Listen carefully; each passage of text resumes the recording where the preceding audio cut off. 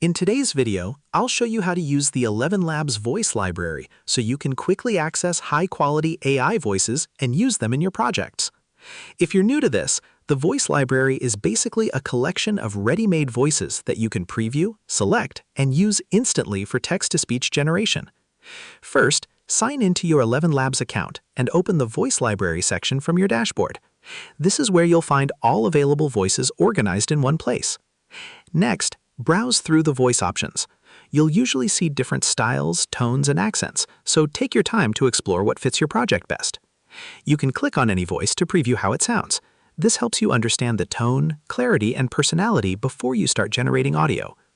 Once you find a voice you like, select it and move to the text-to-speech editor.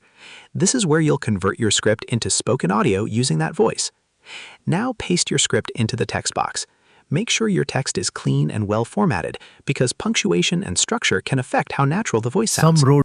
Before generating, quickly review your script to ensure everything is correct and easy to read aloud. But the ones that matter now click the Generate button and let ElevenLabs turn your text into speech using the selected voice from the library.